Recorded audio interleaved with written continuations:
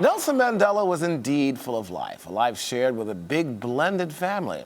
The family now faces the challenge of carrying forward the legacy of a great man. Rochelle Oliver recently interviewed members of his family. She joins us via Skype from Miami. Welcome. Hi, thank you for having me. It must be a quite daunting task to be a daughter or granddaughter of Nelson Mandela, I would imagine. I definitely don't envy any of the positions that they're in. Their father's the ambassador of the world, and now they're tasked with trying to figure out how to carry on that legacy. How do you keep the name of such a powerful man, such a loved man, alive and respected and carried on? And when I interviewed the family, I got a little bit of an insight as to how they are handling that. One of the interesting things that they kept saying and that we've heard over and over again in the last few days, they said, Nelson, a lot of people believe Nelson Mandela fell from the sky, but he came from a specific place, and he was raised with certain values. So they were trying to emphasize and trying to make him just the average guy, which is a very hard thing for us to see. He's such a how can I be a Nelson Mandela? How can we do that? But by doing that, by making him an average person, I think it was also easier for the family to carry on the name of Nelson Mandela.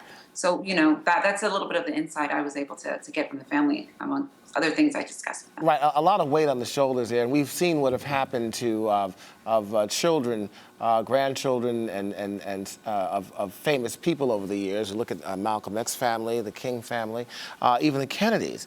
Some folks rise to the occasion, but some folks don't. Yes, and I think one of the things that they had discussed is how they go about making decisions as a family. They said everyone has input. Everyone in the family has input. The children and the grandchildren, they all have a say. But to Queenie, one of the grandchildren told me that the mother, Dr. Makaziwe, has the final veto.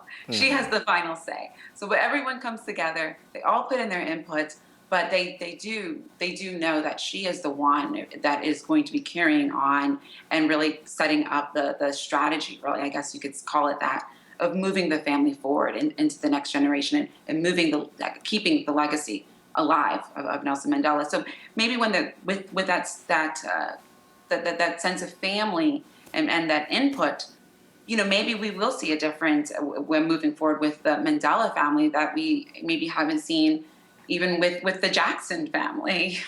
Is there any one person, and we only have like 30 seconds left, Rochelle, is there any one person in that family that you see stands out that will carry the mantle of Mandela in terms of leadership for the country of South Africa?